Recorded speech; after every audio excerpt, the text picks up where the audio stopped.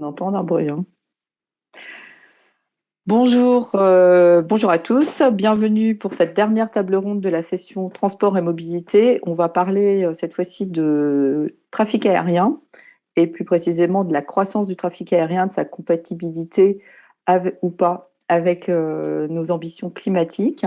Et on va échanger sur ce sujet avec Olivier Delbouca, appartient au Shift Project et qui est cofondateur d'Aéro Décarbo. Il nous dira plus précisément de quoi il s'agit.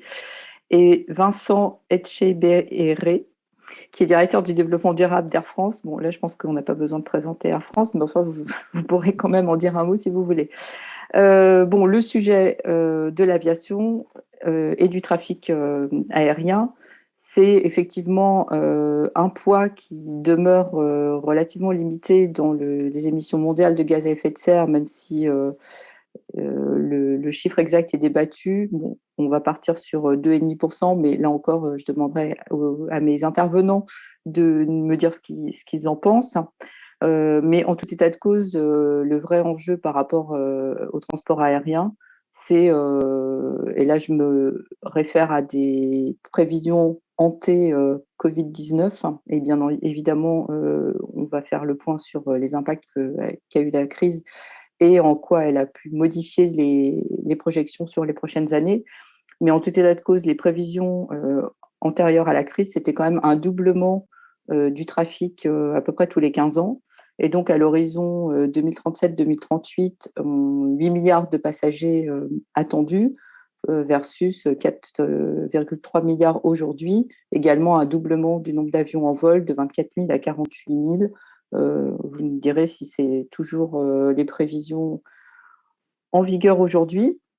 Donc, bien entendu, la question qui se pose, c'est est-ce qu'on peut suffisamment découpler la croissance et, et les émissions de CO2 pour que ces prévisions restent envisageables et restent compatibles avec les objectifs climatiques qu'on s'est tous fixés collectivement à l'échelle internationale.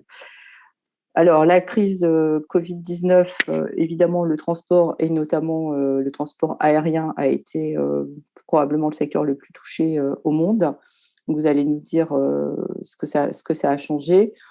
C'est également un des secteurs, là je reviens à une échelle française, même si j'imagine que c'est également le cas dans d'autres pays, qui a bénéficié largement de l'argent public de soutien dans le cadre du plan de relance, hein, qui a eu un plan de sauvetage aérien de, je crois, 15 milliards d'euros. Donc, ce que je vous propose pour commencer, c'est l'un et l'autre, et surtout peut-être on va commencer par Olivier, de nous présenter ce qu'est Aérodécarbo. Surtout, je crois que vous avez récemment changé de nom. Peut-être que certains vous connaissent sous une autre appellation et nous dire quelle est votre origine et sur quoi quels sont vos travaux, en fait, qui sont directement en lien avec le sujet du jour. Ok, merci beaucoup. Donc Olivier Delbucca, effectivement cofondateur de l'association Aérodécarbo, qui est la transformation. Je vois qu'il y a écrit collectif Sup Aérodécarbo. Donc le collectif Sup Aérodécarbo s'est transformé en association Aérodécarbo cet été. Et ce collectif et cette association ont essentiellement, en tout cas pour l'instant, je suis co-auteur et ont contribué à la rédaction du rapport Pouvoir voler en 2050 en collaboration avec le Shift Project. Alors, qu'est-ce qui nous caractérise Super Aérodécarbo et surtout maintenant Aérodécarbo, c'est que nous sommes des passionnés, on va dire, d'aérien. La plupart d'entre nous travaillent dans le secteur, ont un lien avec le secteur. Donc moi-même, je suis ingénieur super aéro, diplômé en 2001. Donc nous sommes passionnés d'aérien et en même temps, nous avons une conscience et une connaissance que nous essayons de développer de la problématique climatique, on va dire, avancée. Et notre volonté, notamment au travers du rapport Pouvoir voler en 2050, c'est de regarder ce qui est possible de faire par la voie technologique, ce qui n'est pas possible de faire par la voie technologique, et de regarder voilà, quel est le terrain de jeu possible pour l'aérien dans le cadre d'une contrainte climatique de plus en plus forte. Le GIEC l'a rappelé cet été avec l'AR6. Et voilà, et de porter un discours, une voix, on va dire, un peu différente, en tout cas, de celle qu'on avait entendue jusqu'à présent, même si c'est un peu en train de changer, des voix qui sont soit marquées anti-aériens, soit marquées, on va dire, lobbyistes aériens. Donc voilà, notre voix, c'est de porter un discours un peu différent, basé sur des faits scientifiques, des calculs, et avec cette envie de pouvoir voir voler encore des avions longtemps. Donc, merci beaucoup pour cette présentation. Donc, vous n'êtes pas ce qu'on qualifierait d'un anti-aérien primaire. Voilà. Tout à fait, oui. Voilà. On pourrait même dire que je suis une sorte de lobbyiste de l'aérien, mais d'une façon différente. Parfait. Alors, et juste pour qu'on parte sur des bases à peu près égales tous autour de la table, le poids actuel des émissions du transport aérien dans les émissions mondiales, 2,5, je disais 2,5%, ça vous semble à peu près correct? Parce qu'il y a quand même pas mal de polémiques aussi là-dessus, selon ce qu'on compte exactement, etc. Bon, vous êtes d'accord avec cette estimation? Alors, 2,5%, c'est à peu près la part des émissions de CO2 uniquement. Ah oui. CO2 uniquement en 2018. Donc 2,5%, nous on a calculé 2,56% en intégrant les émissions directes et également les émissions de l'amont, c'est-à-dire de toutes les émissions nécessaires à la production et au transport du carburant pour les amener jusqu'au réservoir de l'avion. Dans 2,5%, il n'y a pas tout ce qui est construction de l'avion, recyclage, etc. Donc, ce sont vraiment les émissions directes de CO2 uniquement, en intégrant l'amont. Donc, c'est à peu près ça. Alors, nous, dans notre rapport, dans Pouvoir voler en 2050, on s'est concentré sur le CO2 également. Et si on rajoute le hors CO2, alors c'est difficile, mais ce chiffre peut monter, mais il est difficile à estimer. Selon comment on l'estime, on peut arriver à des 5% ou des 3,5%. Enfin, c'est un peu compliqué. Mais 2,5%, en tout cas, il faut avoir en tête que c'est le CO2, et il faut avoir en tête que le hors CO2 est à peu près contribue pour au moins la moitié, enfin au moins le même niveau que le CO2, voire plus, mais c'est très difficile de merger en fait les deux mesures parce qu'elles ont des comportements physiques très différents. Et ce sont deux problématiques qu'il faut adresser de manière différente. Ok. Bon, merci pour cette entrée en matière. Vincent Etcheberry, peut-être un point, alors vous-même, est-ce que vous cautionnez à la fois cette estimation et puis les prévisions telles que je les ai rappelées d'évolution du trafic antérieure à la crise? Et qu'est-ce que cette crise, alors peut-être rapidement, a eu comme impact sur votre secteur d'activité? Et surtout, quelles sont les prévisions aujourd'hui? Parce que, comme je le rappelais en introduction, c'est pas tant le poids actuel des émissions qui est un enjeu, c'est surtout les perspectives de croissance quand même assez importantes. Et on voit déjà que ça redémarre assez vite, en tout cas dans certaines régions du monde. Donc, quel est votre point de vue sur cette question?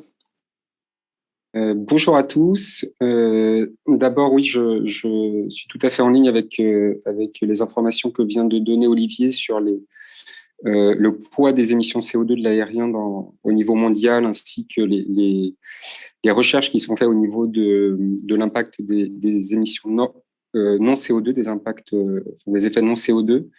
Alors, peut-être pour commencer par la crise, comme vous m'y invitez, comme vous le savez, c'est la crise la plus importante que le secteur aérien ait connue. Pour vous donner quelques chiffres et ordres de grandeur, les recettes d'Air France-KLM en 2020 ont chuté de 60% par rapport à l'année précédente. On était jusqu'à mai 2021 sur des taux d'activité de nos opérations entre 25 et 35%. À l'été, on a eu une petite recrudescence, en particulier tirée par le trafic loisir. On est monté à un peu plus de 60% de notre taux d'activité minimal, taux qui est redescendu en septembre avec des perspectives qui restent très incertaines d'ici la fin de l'année.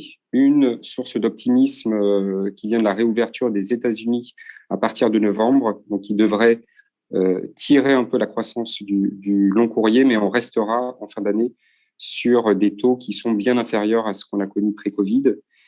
Au niveau du secteur, alors bien sûr, les perspectives, les prévisions varient d'une source à l'autre, mais si on prend la référence d'IATA, l'Association des transporteurs aériens internationaux, IATA prévoit un retour du trafic au niveau pré-Covid, donc au niveau 2019, vers 2024-2025. Certaines prévisions parlent plutôt de 2027.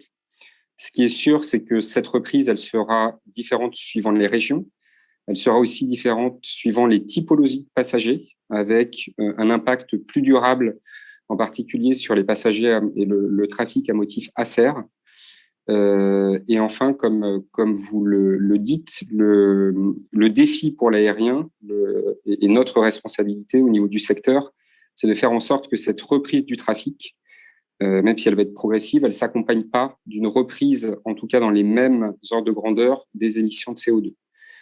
Parce que peut-être pour donner un chiffre et pour mettre aussi en perspective ces 2,5% de contribution de l'aviation au niveau des émissions de CO2 mondiales, ces 2,5%, un chiffre qui peut paraître à première vue relativement faible, eh bien, ce 2,5%, il pourrait devenir supérieur à 20% d'ici 2050, si rien n'est fait ou si pas suffisamment est fait. Et je cite là un chiffre de l'Agence internationale de l'énergie. Donc, c'est toute la taille et tout l'enjeu du défi de la transition énergétique du secteur. En plus, on dit 2,5%. Enfin, j'ai dit moi-même 2,5%, c'est pas grand-chose, mais c'est déjà 2,5 fois plus que la France, par exemple. Donc, c'est pas rien non plus.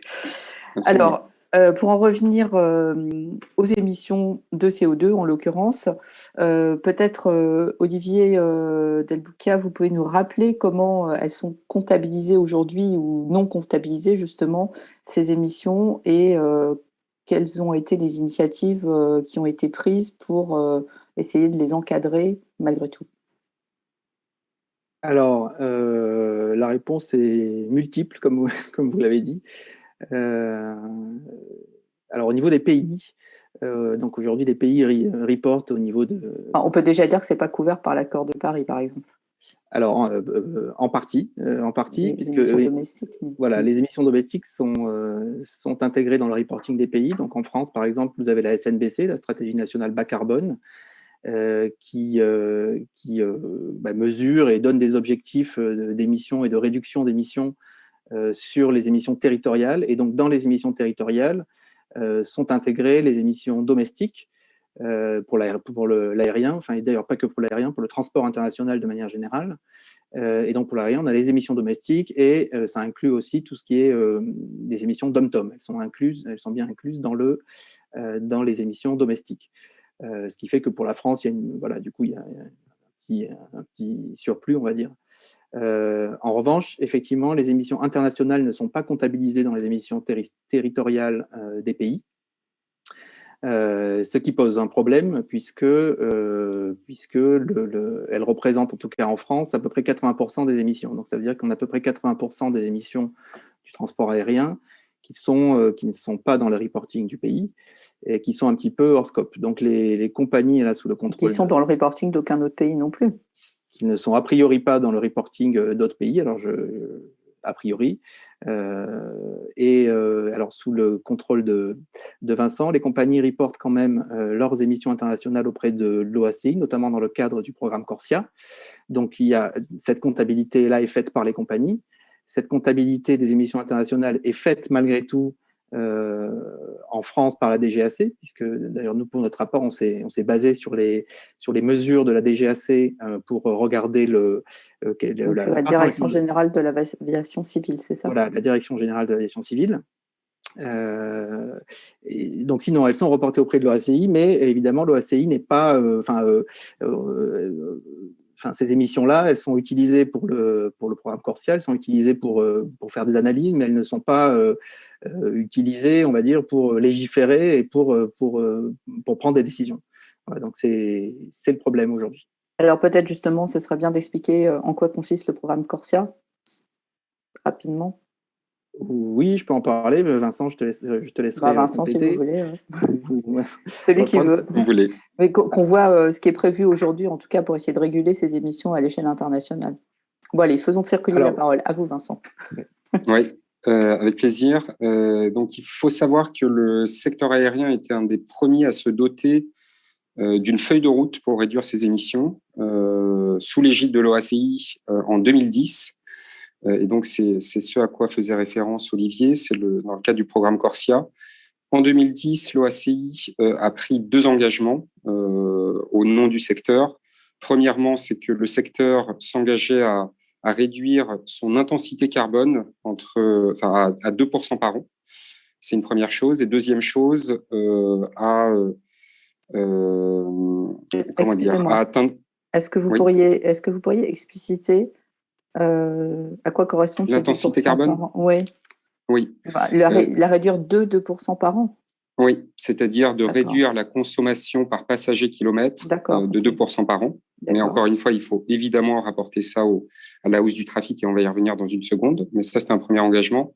Deuxième engagement, qui a été pris un peu plus tard en 2016, c'était de mettre une sorte de capping, de plafond sur les émissions au niveau mondial à partir de 2020 et faire en sorte que toute compagnie qui surpasserait ce plafond devait s'acquitter de ce qu'on appelle des mesures de marché afin de compenser le surplus d'émissions de CO2.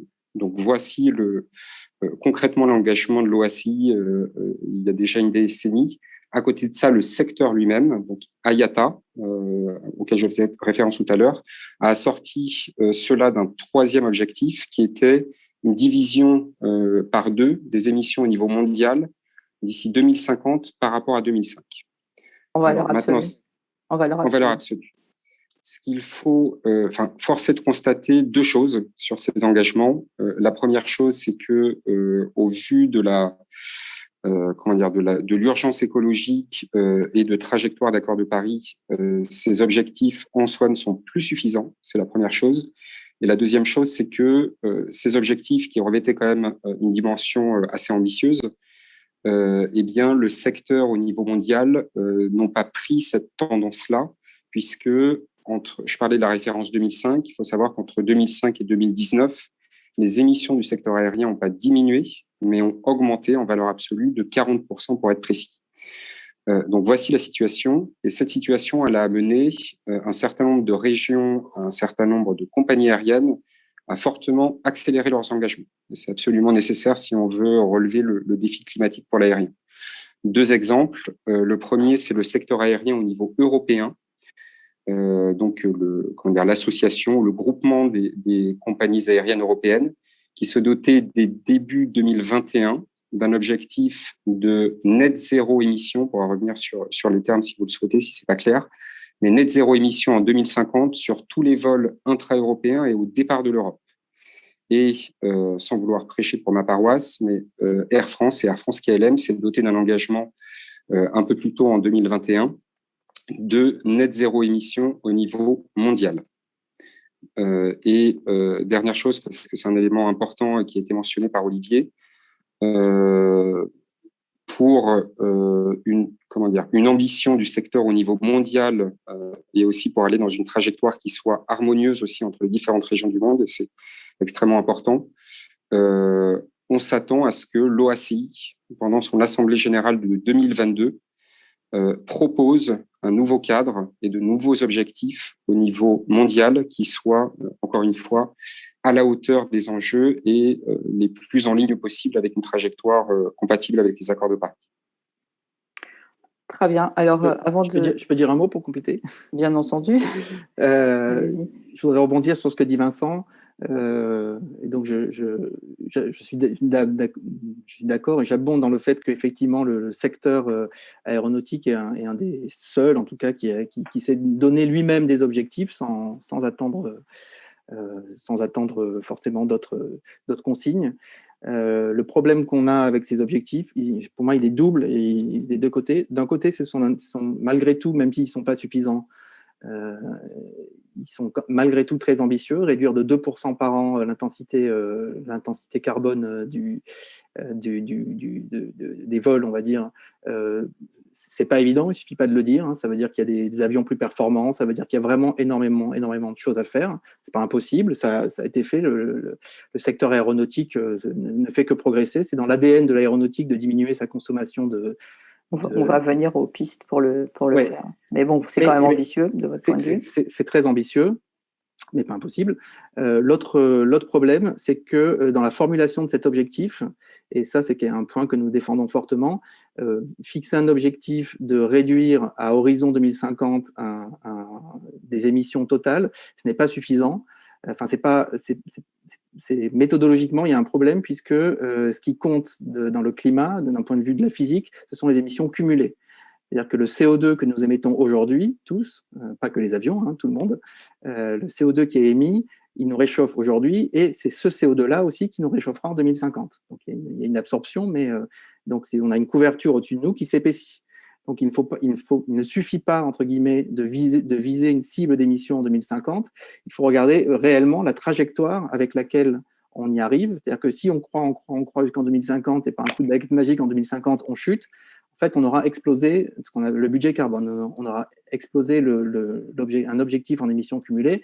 Et ça, d'un point de vue climatique, c'est pas cohérent d'un point de vue de la physique du climat. Donc, ce qui est très important, en particulier pour le CO2, c'est-à-dire pour le CO2, c'est-à-dire pour les gaz à effet de serre qui ont une persistance longue dans l'atmosphère, c'est de regarder les émissions cumulées. Et donc, de définir un budget carbone, c'est-à-dire une quantité totale de CO2 à émettre, autorisé à émettre entre maintenant et 2050, et non pas uniquement le niveau de 2050. Donc, le problème, j'espère que l'OACI, justement, dans la conférence 2020, intégrera ça, puisque, voilà, à la fois l'objectif est ambitieux et à la fois, il ne permet pas réellement de mesurer la contribution du secteur au réchauffement climatique. Merci pour ce commentaire. Alors, bon, un point qui est sans doute un peu un détail, mais quand même, j'imagine que ça n'est plus l'année 2020 qui est prise comme base dans le Corsia. Donc, c'est quoi, 21 ou 19? C'est l'année 2019. D'accord. Absolument. D'accord. Ça a été revu pendant la crise Covid, justement. Au début, c'était 2019 et dans commun accord, on s'est dit, on va pas. Enfin, au début, c'était 2020. Oui, bah oui. D'accord, on s'est dit, on va pas prendre 2020, on va prendre 2019. C'est sûr que s'il fallait ne pas dépasser 2020, là, ça devenait vraiment, vraiment très compliqué, je pense, pour le secteur. Alors, je vous propose, parce que l'heure tourne malgré tout, d'en venir au levier dont disposent en fait les acteurs, et notamment les compagnies aériennes, pour, en tout état de cause, faire baisser les émissions à la fois de manière relative et en valeur absolue. Donc, quelles sont les principales pistes que vous poursuivez, les leviers à votre disposition, puis on essaiera de voir ensuite avec Olivier les éventuelles limites que présentent ces pistes. Alors, Vincent, on vous écoute. Avec plaisir. Alors, je vais essayer de vous décrire les leviers de manière synthétique mais claire et aussi de vous apporter une grille de lecture en termes d'ordre de grandeur de réduction d'émissions qu'elles permettent. Alors, je vais commencer par les leviers qui sont disponibles actuellement et qui sont activés à la fois par Air France mais par la plupart des compagnies aériennes au monde. Et je vais aller en ordre croissant. Donc, pour commencer, les mesures opérationnelles. Qu'est-ce qu'on appelle les mesures opérationnelles? C'est toutes les mesures qu'on peut prendre au niveau des opérations aériennes, au niveau de notre manière d'opérer les avions, et qui vont permettre de minimiser la consommation de carburant. Une information aussi importante à garder en tête, si on prend le bilan carbone d'une compagnie aérienne en additionnant les scopes 1, 2 et 3, c'est-à-dire les émissions directes et indirectes, à peu près 90% des émissions d'une compagnie aérienne est liée à la consommation de kérosène. Donc, c'est important à avoir en tête. Donc, plus on agit sur la consommation de carburant pour la réduire, et plus on va impacter les émissions globales de l'aérien. Donc, ces mesures opérationnelles, quelles sont-elles? Je vais rapidement les citer. Optimisation des trajectoires avec des outils notamment basés sur l'intelligence artificielle, roulage à -1 moteur en piste quand l'avion est au sol. C'est aussi rendre l'avion le plus léger possible, c'est-à-dire optimiser ce qu'on appelle la masse embarquée, parce que ça entraîne moins de carburant et donc moins d'émissions de CO2. Et donc, tous ces leviers-là, toutes ces actions opérationnelles, elles permettent, pour vous donner un ordre de grandeur, en moyenne entre 3 et 5% de réduction d'émissions par an pour Air France. À côté de ça, toujours sur la partie opérationnelle, il y a aussi du travail qu'on peut développer en collaboration notamment avec le trafic aérien à l'échelle française, mais aussi européen, notamment dans le cadre d'un projet qui s'appelle le ciel unique européen et qui permettrait d'aller encore plus loin et de viser 5 à 10% de réduction d'émissions. Donc ça, c'était le premier levier et qu'on active depuis un certain nombre d'années déjà. Deuxième levier, et le plus efficace aujourd'hui pour une compagnie aérienne pour réduire ses émissions de CO2, c'est le renouvellement de la flotte. Chaque nouvel avion de nouvelle génération qui rentre dans la flotte, c'est 20 à 25% de moins d'émissions de CO2 par rapport à l'avion qui le remplace. Et donc sur ça, Air France est très engagé. On a passé commande de 38 à 350 et 60 à 220. Et on reçoit notre premier A220 demain, d'ailleurs. J'en profite pour le citer. Et malgré la crise, Air France a décidé de conserver un investissement de 1 milliard d'euros par an sur ce renouvellement de la flotte qui présente des impacts ou des bénéfices à la fois économiques et écologiques. Donc voici les deux... En moyenne, c'est tous les combien que vous renouvelez la flotte? Parce que je crois que vous êtes un peu au-dessus de la moyenne mondiale peut-être. Donc ce que fait Air France ne peut pas forcément être extrapolé à la flotte mondiale en vol actuellement. Au niveau mondial, c'est entre 10 à 15 ans d'horizon de temps pour le renouvellement d'une flotte. Et donc, en activant ces deux leviers, pour vous donner aussi un chiffre un peu concret, entre 2005 et 2019, Air France a baissé ses émissions de CO2 en valeur absolue, je ne parle pas de relatif, en valeur absolue de 6%, alors que notre trafic augmentait de 32%. Donc, ça, ce sont les leviers disponibles aujourd'hui. Demain, il faut s'appuyer sur d'autres leviers qui seront absolument nécessaires pour décarboner autant et aussi vite que nous l'exige la situation actuelle. Et le levier que je voudrais citer, parce que ça va être vraiment la clé pour nous, en particulier pour Air France, ce sont les carburants d'aviation durable. Alors, on pourra y revenir si vous avez des questions, mais qu'est-ce qu'un carburant d'aviation durable? C'est un carburant qui est produit soit à base de biomasse, c'est-à-dire de déchets organiques, soit pour les plus prometteurs d'entre eux, les carburants synthétiques qui sont produits à partir d'eau et de CO2 captés dans l'atmosphère. Et donc, ces carburants d'aviation durable, donc je vous rappelle les ordres de grandeur, 3 à 5% mesures opérationnelles, 20 à 25% pour le renouvellement de la flotte. Et ces carburants d'aviation durable permettent, parce qu'ils existent déjà aujourd'hui, en moyenne 80% de réduction d'émissions de CO2 sur l'ensemble de leur cycle de vie. Ces carburants d'aviation existent aujourd'hui, mais pas dans des quantités folles et Absolument. pas avec des taux d'incorporation fous non plus. Absolument. Alors, c'est un très bon point parce que c'est vraiment absolument un défi, mais qu'on doit relever. Pour vous donner un chiffre, en 2019, c'était seulement 0,01% des opérations au niveau mondial qui étaient opérées avec ces carburants d'aviation durable. Donc, c'est beaucoup trop peu face aux enjeux. Cependant, l'écosystème se développe et y compris au niveau réglementaire des choses avancent puisque dans le cadre du paquet Fit for 55 de la Commission européenne qui a été développé cet été, a été proposé par la Commission des mandats d'incorporation pour tous les vols au départ de l'Europe, des mandats qui commenceront à 2% en 2025, 5% en 2030, jusqu'à 63% en 2050. En incluant d'ailleurs 28% de carburants synthétiques. Et juste pour être complet, la France a décidé d'avoir une étape avant 2025 et dès le 1er janvier 2022, on aura, c'est une obligation réglementaire, 1% de ces carburants d'aviation durable sur tous les vols au départ de France. On peut se dire 1% c'est peu, mais il faut encore une fois le mettre en perspective de ces 0,01% qui sont, en tout cas avant crise, qui étaient effectivement opérés. Et donc, ce levier-là, il va être fondamental pour nous, pour Air France. Pourquoi? Parce que c'est le levier dans les 30 prochaines années qui va être le levier principal, le plus efficace pour réduire les émissions du long courrier, évidemment également du moyen et du court courrier, mais c'est vraiment la clé pour les émissions du long courrier. Or, le long courrier génère 80% à peu près des émissions de CO2 au niveau mondial pour Air France. Donc, on voit bien que c'est vraiment le facteur, en tout cas pour Air France et pour beaucoup de compagnies de la même typologie, c'est vraiment le levier qui va nous permettre d'atteindre nos objectifs climatiques. Merci beaucoup. Il nous reste 10 minutes. Alors, j'aimerais que. Alors, il y a deux questions pour vous. Mais si vous pouvez y répondre rapidement, c'est bien. Sinon, la première, je pense que oui.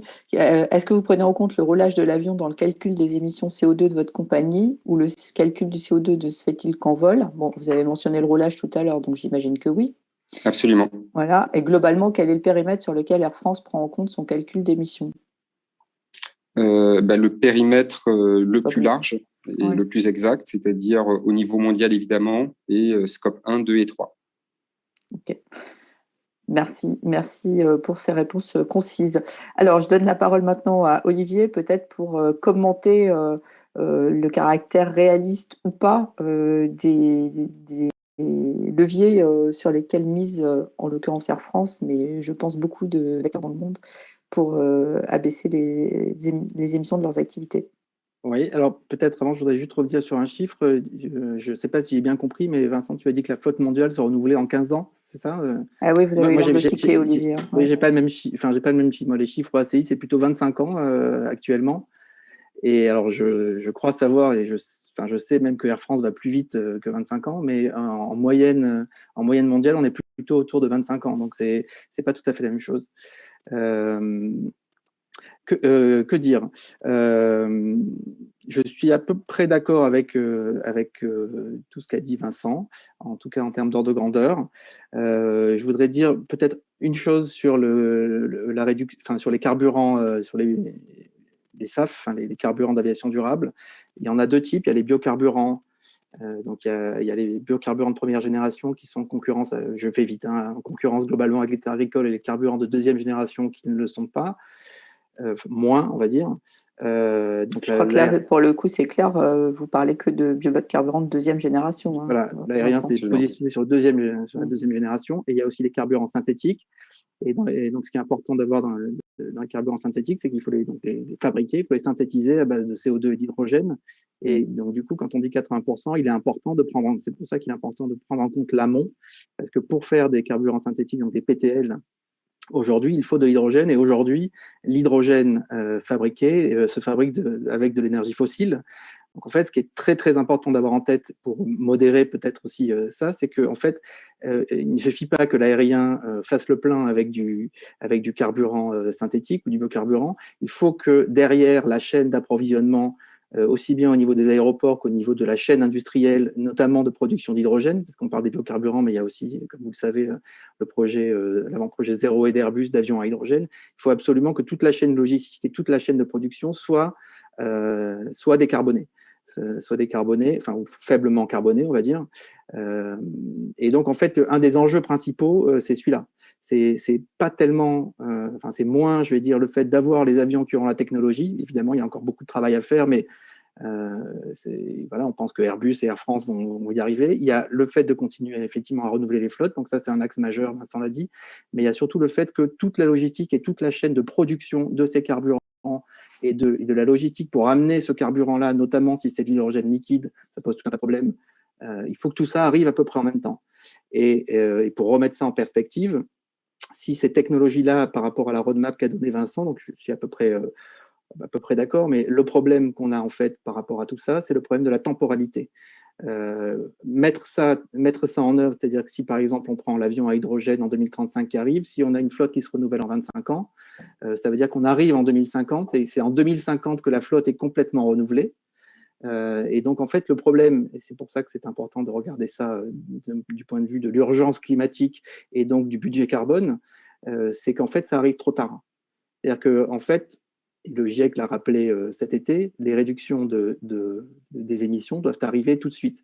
Donc, le plan, en fait, aussi bien en biocarburant qu'en carburant alternatif qu'en hydrogène, ce sont des plans de réduction des émissions par la voie technologique, certes, mais les roadmaps les plus optimistes, et c'est ce qu'on a essayé de modéliser dans le rapport Pouvoir voler en 2050, montrent qu'en fait, à la fin, on a quelque chose, mais en fait, on dépasse le budget carbone. Enfin, il faut se fixer un budget carbone, mais on a de la réduction à faire tout de suite. Et si on ne fait pas de la réduction tout de suite, on se met en risque fort, puisque ces trajectoires d'amélioration technologique, elles sont réelles, mais ce sont des projets qui ont des risques, comme tous les projets. Et le problème, c'est que si on décale un petit peu ou si la quantité de biocarburant n'est pas suffisante, en fait, on rate le rendez-vous du budget carbone, finalement, quelle que soit la valeur à laquelle on va le fixer. Enfin, évidemment, si on se donne un budget énorme, on ne le rate pas, mais bon, si on reste dans des cibles raisonnables.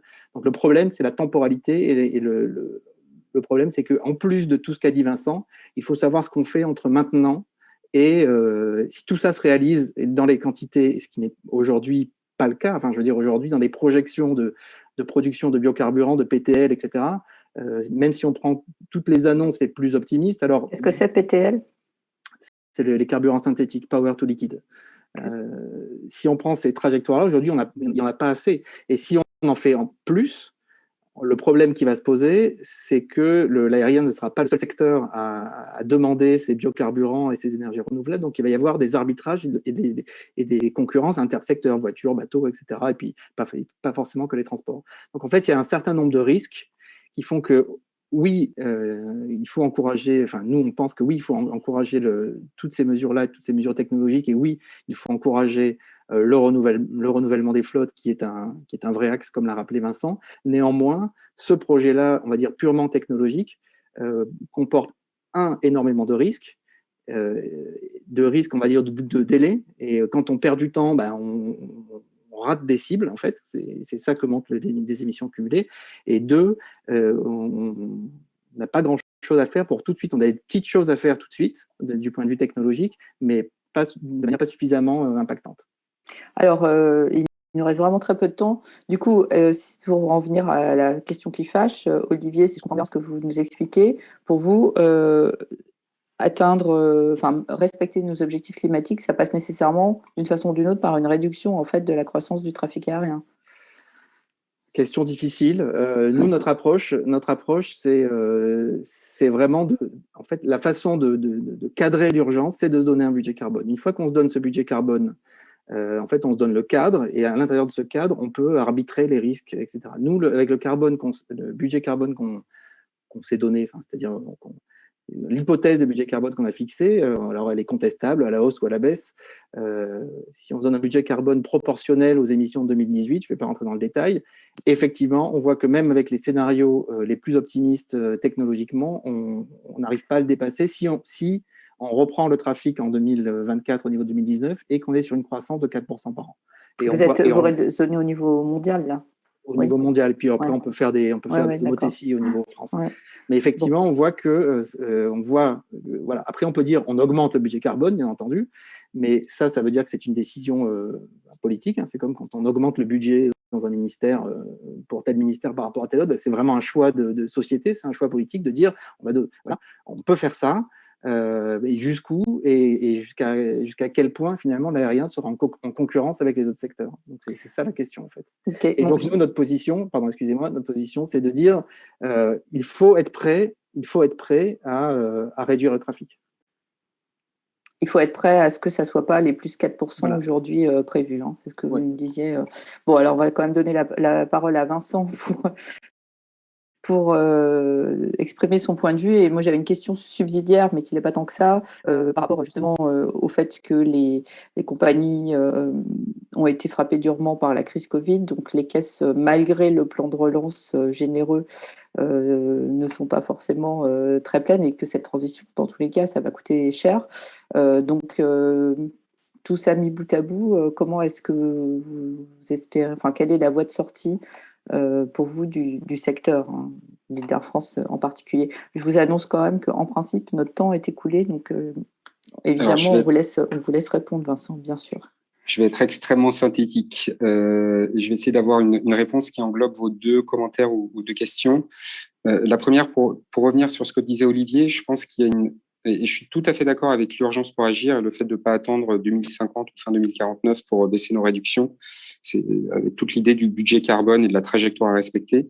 Je pense qu'il y a une différence importante à faire entre les ruptures technologiques que l'aviation supporte, attend, notamment l'avion à hydrogène, qui est prévu 2035, mais plus concrètement plutôt pour 2040.